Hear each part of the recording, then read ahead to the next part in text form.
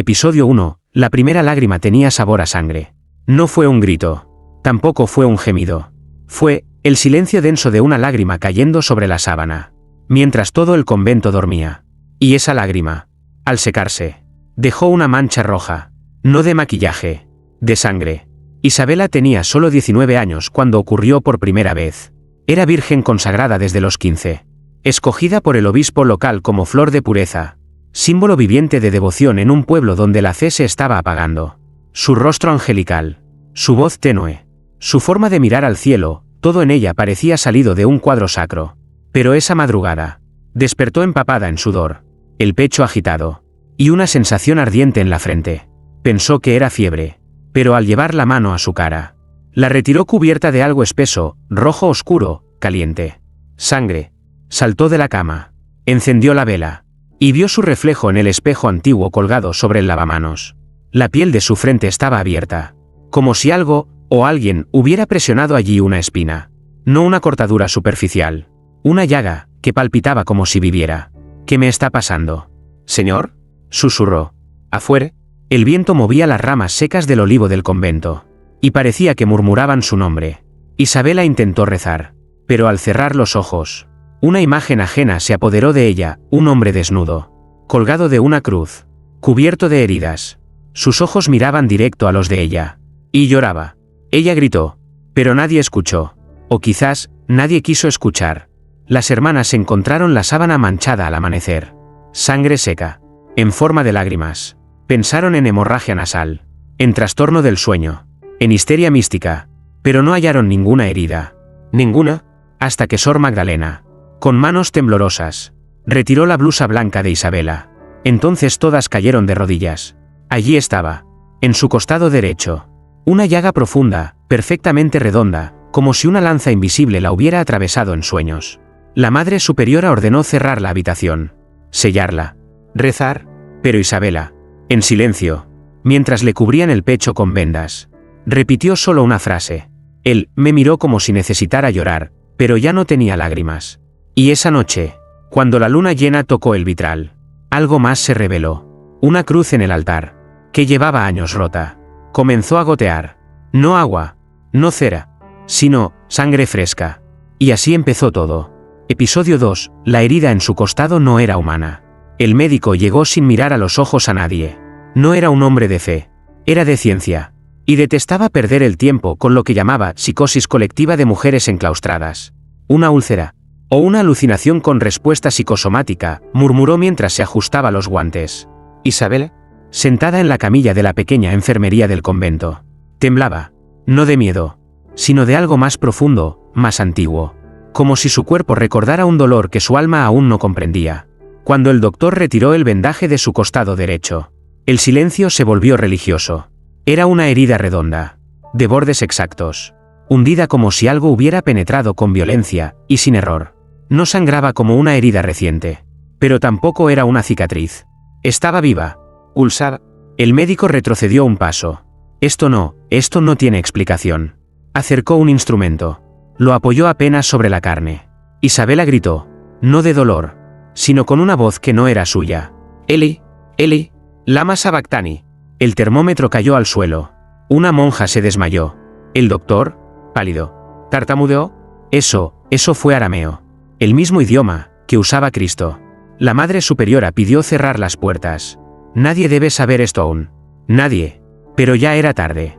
La noticia volaba por los pasillos, como sombra entre vitrales. Y la cruz del comedor, que antes era solo decoración, sangró también esa noche. 3 gotas. Una por cada clavo.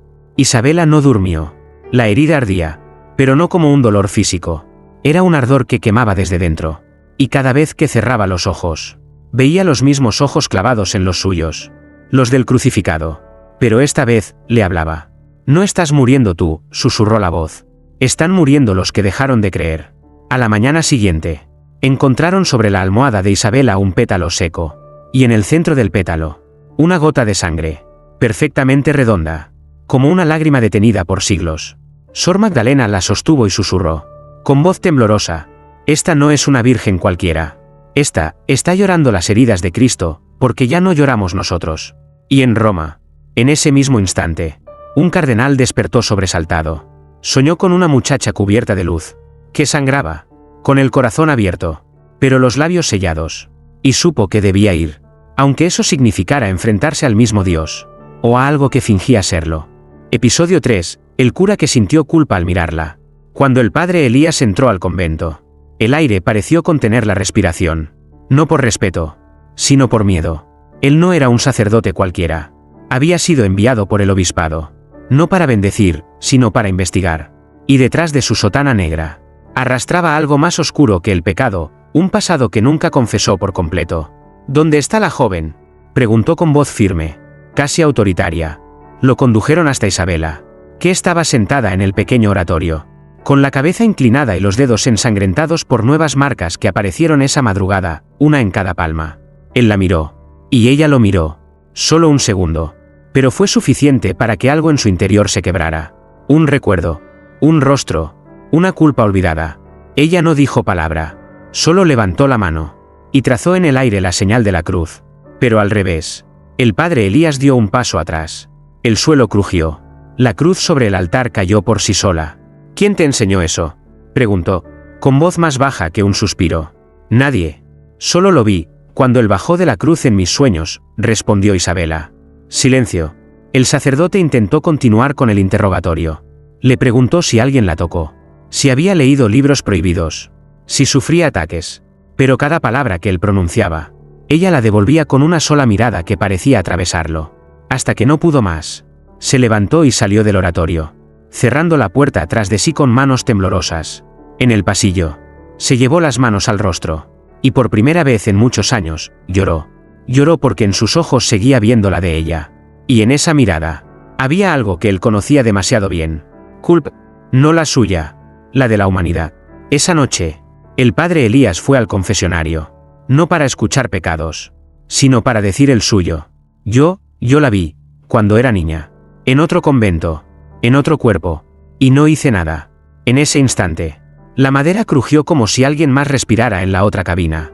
Y una voz, suave como hilo de agua, respondió, y ahora te ha vuelto a mirar, porque Dios no olvida a los que no miraron cuando debían. El padre Elías se quedó helado. Nadie estaba allí, solo el crucifijo colgado dentro del confesionario, que, por primera vez desde que él era niño, le parecía mirar de vuelta. Episodio 4. Las visiones empezaron en el confesionario vacío. Nadie se atrevía a entrar al confesionario desde la noche anterior. La Madre Superiora lo había sellado con incienso y salmos. Pero aún así, algo permanecía. Algo denso. Invisible. Como si el aire allí recordara lo que se dijo. O peor, lo que nunca debió decirse.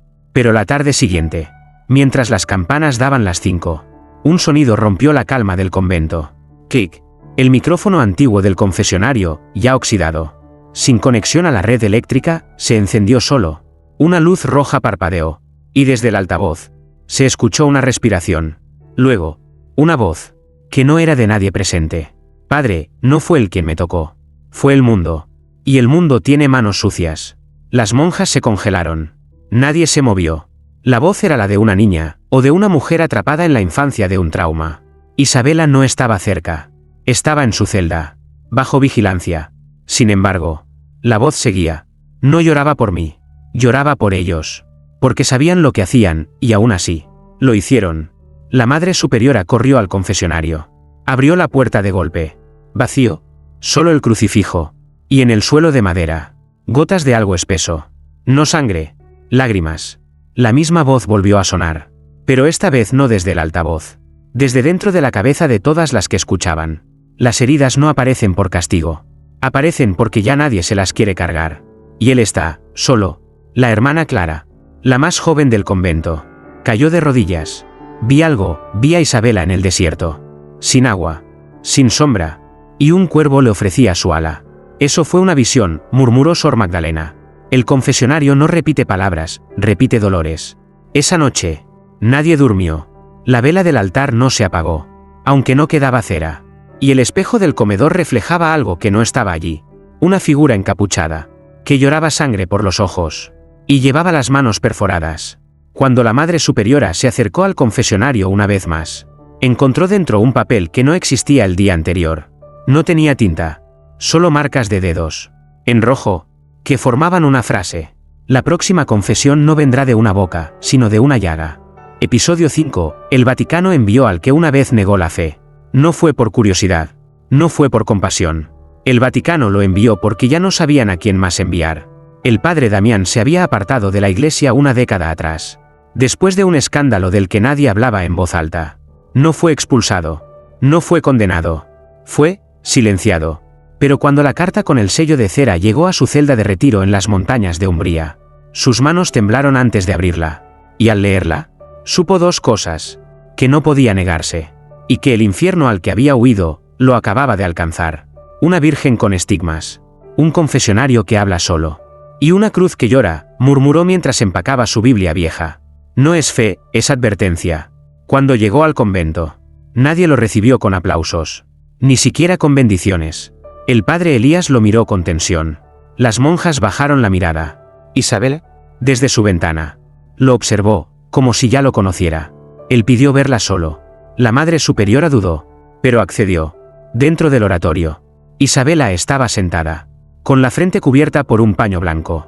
Cuando él entró, sin pronunciar palabra, ella levantó la vista, y dijo lo impensable: tú también llevas una herida, pero la tuya está detrás de los ojos. El padre Damián no respondió, solo se sentó frente a ella, y por un momento, pareció que ambos estuvieran atrapados en una habitación que no pertenecía al mundo. ¿Sabes quién soy?, preguntó él. Sí, respondió Isabela. Tú fuiste el último en creer, y el primero en ver. Una lágrima descendió por la mejilla del sacerdote. No por emoción, sino por memoria. Porque hacía 10 años, él también había visto llagas. En otra joven. En otro convento. Y no habló. Esa vez tuve miedo. Esta vez, ya no. No es tarde, susurró ella. Pero tendrás que sangrar también.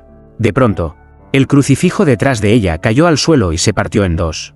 Dentro del hueco, apareció un pergamino enrollado. Nadie sabía de su existencia. El padre Damián lo tomó con cuidado. Y al desplegarlo, vio una frase escrita en latín antiguo. Cuando las vírgenes lloren sangre, el cielo no vendrá a salvar, sino a recordar. Sus ojos se nublaron. Isabel, aún sin moverse, murmuró: no vine a salvarlos. Vine a que no olviden por qué fueron salvados la primera vez. Episodio 6. La cruz que empezó a llorar antes que ella. El día amaneció con un cielo de ceniza. Ni una sola gaviota cruzó el horizonte. ¿Y el viento? ¿Qué solía cantar entre los vitrales del convento? Ese día, cayó. Como si hasta el aire supiera que algo estaba a punto de romperse. En la capilla principal, la cruz central, aquella de madera oscura, vieja, olvidada, comenzó a gotear. No fue agua. No fue cera. Fue una lágrima espesa. Roja, cálida. Brotó desde el mismo ojo del Cristo tallado. Y descendió por su mejilla como si el mismo Redentor se rindiera al llanto. Esto no es simbolismo, susurró Sor Magdalena. Esto es testimonio. La Madre Superiora ordenó cerrar la capilla.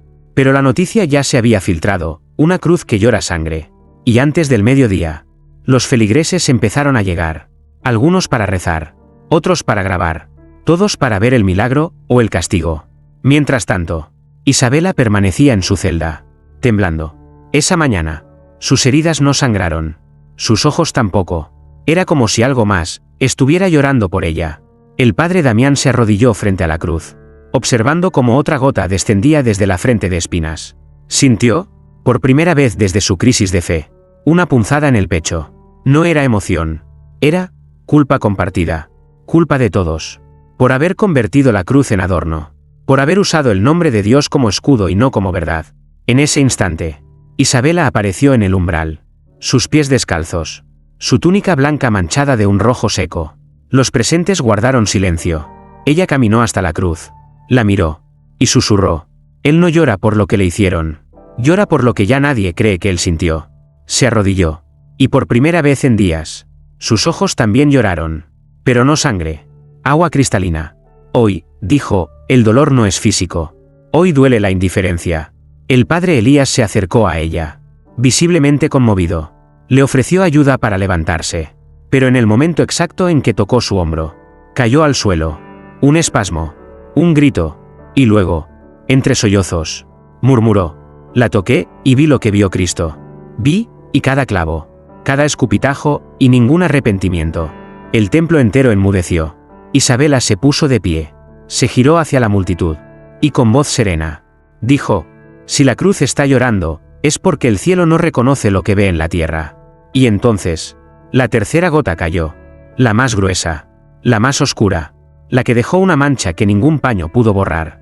Episodio 7. Una virgen que grita en sueños no está en paz. La primera vez que gritaron desde su celda, pensaron que alguien la estaba atacando. Pero cuando llegaron, Isabela dormía, boca entreabierta, rostro cubierto de sudor, y las sábanas aferradas a su cuerpo como si luchara contra algo invisible. No, no lo beses, no te lo lleves. Él dijo que volvería en gloria, no en cenizas. Las palabras salían de sus labios dormidos, con un idioma que ninguna monja reconocía, hasta que Sor Magdalena, con la voz quebrada, murmuró: es arameo, el mismo que hablaban los profetas. Durante 3 noches seguidas, Isabela gritó en lenguas muertas, y cada grito se acompañaba de algo físico. El primer grito, y apareció una marca quemada en la base de su cuello. El segundo, y el agua del lavabo amaneció con olor a incienso y ceniza. El tercero, y todas las velas de la capilla se apagaron solas a medianoche. La Madre Superiora prohibió que la dejaran sola, pero ni la presencia del padre Damián pudo detener lo que vendría. La cuarta noche fue la peor. Isabela se sentó en su cama, con los ojos aún cerrados, como si el sueño se hubiera apoderado de su cuerpo como un manto. Y con una voz que no era suya, dijo: yo fui testigo. Yo estaba allí cuando él dijo: perdónalos. Y vi que nadie entendió el perdón. Después, gritó, un alarido agudo, largo, que hizo que el espejo del pasillo se quebrara en 1000 fragmentos. Él no descendió solo. Alguien más colgaba al lado de él, y también lloró por nosotros.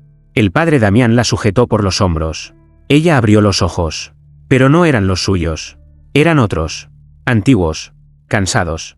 Con siglos de dolor acumulado. Y en ese instante, toda la celda se cubrió de un aroma metálico. Como si la sangre hablara sin necesidad de brotar. ¿Quién eres?, susurró él. Isabela respondió sin parpadear: soy la que recuerda lo que ustedes pactaron olvidar. Esa madrugada, al revisar su cama, encontraron algo bajo la almohada. Una pequeña astilla de madera, ennegrecida, con bordes irregulares. Un análisis posterior revelaría lo impensable. Fragmento de olivo, del siglo I. Isabela no volvió a hablar esa mañana. Solo escribió una frase en la pared, con los dedos mojados en su propia lágrima: lo que sueño no es mío. Es lo que él dejó sin contar. Episodio 8. La sangre que nadie podía limpiar. A las 3:17 de la madrugada, Sor Clara entró corriendo a la habitación de la Madre Superiora. Está ocurriendo otra vez, susurró con voz quebrada. Pero esta vez, no se detiene. El cuerpo de Isabela temblaba. No por fiebre, no por frío. Temblaba como si algo dentro de ella estuviera empujando hacia afuera. Algo antiguo, algo sagrado, o algo maldito. Las vendas en sus manos estaban empapadas. Pero no por sudor. Sangre, espesa, oscura, caliente, caía en gotas lentas, constantes, sobre el suelo de piedra, y cada gota dejaba una marca imposible de borrar. No podemos dejarla desangrarse, dijo el padre Damián, acercándose con un paño limpio. Pero en cuanto la tela tocó la sangre, el paño se volvió negro, como si hubiese sido quemado por dentro. El sacerdote retrocedió, incrédulo. Intentó tocar el líquido con los dedos, y una corriente eléctrica le recorrió el brazo. Esto no es sangre normal, susurró. Es sangre que no quiere ser limpiada. La Madre Superiora mandó traer agua bendita. Rociaron el suelo. El agua burbujeó y se evaporó al instante, en el reflejo de las gotas sobre el piso. Sor Magdalena juró ver algo imposible. Una imagen fugaz. Un rostro deformado por el sufrimiento, pero con ojos abiertos de amor absoluto. Como si cada gota contuviera un fragmento de su último suspiro. Afuera, comenzó a llover. Pero no era lluvia ordinaria. Era espesa. Era roja. Las hermanas corrieron al claustro. El cielo lloraba lo mismo que ella. Adentro, Isabela abrió los ojos. Por primera vez en días. Su voz salió clara. No intenten limpiarla. No es suciedad. Es recuerdo. El padre Damián cayó de rodillas. Comprendió que no se trataba de sanarla, sino de no olvidar. ¿Qué está recordando? ¿Isabela?, preguntó con lágrimas en los ojos. Ella giró la cabeza lentamente hacia él, y en sus labios temblorosos, dibujó una sonrisa leve. Triste, humana. Está recordando lo que duele más que la cruz. La traición del olvido. Esa noche, nadie durmió. Y cuando amaneció, la sangre seguía allí. Intacta, viva, como si esperara. Que alguien tuviera el valor de mirarla. Y no huir. Episodio 9, la revelación que hizo arder la Biblia. Todo comenzó con un crujido. Como el susurro de una hoja al romperse. Pero no era una hoja cualquiera. Era una página. Una página de la Biblia más antigua del convento. El padre Damián estaba solo en la biblioteca. Repasando las escrituras. Buscando alguna coincidencia entre las visiones de Isabela y los textos sagrados. Pero al llegar al Evangelio según San Juan, capítulo 19, versículo 34, la página se estremeció bajo sus dedos. Y luego, ardió. No fue un incendio. Fue una combustión exacta. Sola, silenciosa, como si algo invisible la hubiera señalado y dicho, «Basta». Pero uno de los soldados le abrió el costado con una lanza, y al instante salió sangre y agua, leyó en voz baja. Y en ese momento, la página desapareció en llamas. El fuego no se extendió. No quemó las otras hojas. Solo esa. Como si el propio texto hubiese cumplido su tiempo.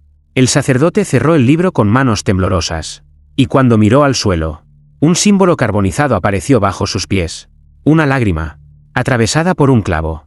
Esa tarde, llevaron la Biblia a la celda de Isabela. Ella no la tocó, solo la miró. Y dijo algo que hizo que todos enmudecieran. Lo que está escrito, fue dicho por hombres. Pero lo que él sintió, nunca se escribió. El padre Elías, escéptico, se acercó a ella. ¿Estás diciendo que hay pasajes del Evangelio que Dios no habría aprobado? Isabela lo miró. Y sus ojos no parpadearon cuando respondió. No es que no lo aprobaría. Es que, lo calló por compasión. Silencio. Denso. Doloroso. La Madre Superiora cayó de rodillas. ¿Qué es lo que él cayó? ¿Hija? ¿Qué verdad no fue escrita? Isabela bajó la mirada. Y una nueva lágrima de sangre cayó sobre el suelo. Que aún colgado. Aún traicionado. Aún roto. Él dudó. Por un instante. Dudó de nosotros. Y por eso, la cruz no terminó con el clavo. Terminó con el silencio. Esa noche, la Biblia fue colocada nuevamente en la biblioteca. Y al amanecer, se descubrió que todas las Biblias del convento tenían la misma página quemada. Exactamente la misma. Sin fuego. Sin humo. Solo ausencia. Como si el cielo hubiese editado la historia, para decirnos que no todo lo que creemos entender, fue alguna vez revelado. Episodio 10. Ella no pidió ser mártir, pero lo fue en otra vida. Las marcas no dejaban de multiplicarse. Ya no eran solo las heridas del costado o las lágrimas de sangre. Ahora, había símbolos. Círculos incompletos en la espalda. Letras antiguas. Invisibles al ojo humano. Pero que ardían bajo la luz de las velas. El padre Damián ordenó un examen. No clínico. Espiritual. Pidió ayuda a una lingüista del Vaticano especializada en inscripciones precristianas. Al llegar, la mujer observó la piel de Isabela con una linterna de aceite y retrocedió de inmediato. Esto no es latín. Ni griego. Es protoarameo del siglo I. Y estas marcas no se forman por accidente. Son inscripciones funerarias. Silencio. Frío. Oración ahogada en los labios de quienes escucharon. Isabela no hablaba desde hacía 3 días. Solo escribía con los dedos sobre el vidrio de su ventana empañada. Dibujaba cruces, con los brazos rotos. Círculos, incompletos. Y una figura. Una mujer de pie frente al Coliseo de Roma. Con la cabeza cubierta por un velo. Y la boca cosida. La lingüista volvió esa noche con un libro escondido. Un manuscrito no aprobado por la Iglesia. Un registro de mártires olvidadas. Y entre ellas, una coincidencia imposible. Nombre, Miriam de Ascalón. Edad al morir, 19 años. Causa, crucifixión invertida. Por negarse a negar a Cristo. Frase final registrada, no me callaron en la cruz. Me callaron en la historia. El rostro en el dibujo. Era el de Isabela. Exactamente. Hasta la cicatriz en el cuello. El padre Damián cayó de rodillas. La Madre Superiora se santiguó con los ojos húmedos. Y Sor Magdalena solo pudo susurrar. No está repitiendo la pasión. Está recordando la suya. Esa noche, Isabela habló, por primera vez, con voz distinta, más grave, más antigua. No vine para sufrir otra vez. Vine porque el dolor no fue suficiente la primera vez. Nadie escuchó entonces. Tal vez ahora sí. ¿Eres ella?, preguntó el padre, temblando. Ella negó suavemente con la cabeza. Y luego, dijo, no soy ella. Sigo siendo yo. Solo que esta vez, no permitiré que me olviden. Episodio 11. El llanto que partió la estatua en dos. La estatua de la Virgen Dolorosa llevaba casi un siglo en el altar principal, tallada en mármol blanco, con las manos entrelazadas sobre el pecho y el rostro inclinado hacia el suelo. Parecía llorar en silencio desde el día en que fue consagrada. Pero esa noche, ya no pudo contener el llanto ajeno. Isabela había estado en completo silencio durante horas. No dormía, no hablaba, solo miraba fijamente a la estatua, como si entre ambas existiera un lenguaje más antiguo que las palabras. Fue Sor Clara quien lo sintió primero. Una vibración suave, como si el suelo bajo sus pies respirara. Luego, un crujido, débil, pero creciente, hasta que la estatua emitió un sonido seco, y se partió por la mitad. La Virgen Dolorosa se quebró desde el velo hasta el corazón, exactamente en la línea del rostro, y de su interior brotó un polvo oscuro, no yeso, no ceniza, sino tierra, tierra húmeda. La Madre Superiora corrió hacia el altar, creyendo que era un ataque, una blasfemia, una señal del mal, pero al tocar la base rota, encontró algo más, un papel, antiguo, plegado con delicadeza y protegido dentro del hueco del mármol. El padre Damián lo desplegó con manos temblorosas. Solo había una frase, escrita en latín vulgar. Ella no lloró por la cruz. Lloró porque sabía que no bastaría. Isabela, aún sentada, cerró los ojos. Y entonces, gritó, pero no con rabia, con un dolor que no nacía de su cuerpo, sino de cada cruz olvidada, cada oración silenciada, cada mártir enterrada sin nombre. Y con cada sílaba de su grito, una de las demás estatuas del convento comenzó a agrietarse. San Miguel perdió la espada. San José inclinó la cabeza. Santa Teresa cayó de su pedestal. El convento entero parecía llorar con ella. «Detén esto, por favor», suplicó Sor Magdalena. «Nos destruirás». Pero Isabela respondió sin abrir los ojos. «No soy yo quien llora. Es la historia, la verdadera, la que nadie quiso escuchar». La cruz del altar comenzó a sangrar de nuevo. Pero esta vez, la sangre no era roja, era blanca, como si la pureza misma se estuviera quebrando. El padre Elías cayó de rodillas. ¿Qué más falta por revelarse? Y entonces, Isabela habló con voz doble, la suya, y otra más antigua, más profunda, más herida. Solo queda una confesión, y será la que hará temblar al cielo. Episodio 12, su última lágrima fue para el alma de la humanidad. Nadie supo con certeza cuándo Isabela dejó de respirar. No hubo gritos, ni convulsiones, ni sangre. Solo un suspiro, tan leve que pareció parte del silencio. Un silencio absoluto, como si todo el convento, las paredes, las estatuas, los vitrales, los mismos crucifijos, se inclinara para escuchar su último aliento. La encontraron arrodillada frente al altar mayor, sus ojos cerrados, los labios entreabiertos y una lágrima detenida en la curva de su mejilla. No cayó, no secó, permaneció ahí, intacta, como si se negara a tocar la tierra. La Madre Superiora fue la primera en acercarse. «Está en paz», susurró, aunque en su voz temblaba el miedo. El padre Damián no lo creyó. No hasta tocar su cuello, no hasta sentir que no había pulso, no hasta que el cuerpo ya no tenía peso. Pero entonces ocurrió lo inexplicable. Del techo de la capilla comenzó a caer luz. No la del sol, no la de las velas. Era una luz blanca, casi plateada, que descendía como neblina líquida, y formaba palabras en el aire. Confesó lo que los profetas callaron. Y luego, a los pies del cuerpo, apareció algo más. Una carta, no escrita a mano, ni impresa. Era como si las palabras hubieran brotado de la propia madera del altar. La Madre Superiora la leyó en voz alta. «No busqué ser mártir. No pedí cargar la cruz. Pero si una sola lágrima mía puede despertar una sola conciencia, entonces no sufrí en vano. Él ya no quiere sangre. Quiere memoria». Las monjas lloraban. El padre Elías temblaba. El padre Damián simplemente se arrodilló. Y entonces, la lágrima que permanecía en la mejilla de Isabela, cayó. No sobre la piedra, no sobre el mármol. Cayó sobre el suelo de todos. Y allí, donde tocó, nació una flor. Pequeña, blanca, viva. Las estatuas del convento no se rompieron más, pero tampoco volvieron a ser las mismas. Sus rostros, antes fríos, ahora tenían una tristeza humana, como si finalmente entendieran. Isabela fue enterrada sin ceremonia, no porque no la mereciera, sino porque ya no era solo una virgen. Era un recuerdo viviente, una advertencia, y desde entonces, cada 19 de marzo, el día que murió, una nueva lágrima brota del altar. Solo una, pero nunca en el mismo lugar, porque la última lágrima de Isabela no fue para ella, ni siquiera para Dios, fue para el alma de la humanidad, para ver si, por una vez, alguien tenía el valor de llorar con ella. Episodio 13, final. El testamento que apareció sin tinta. Pasaron 40 días desde su muerte.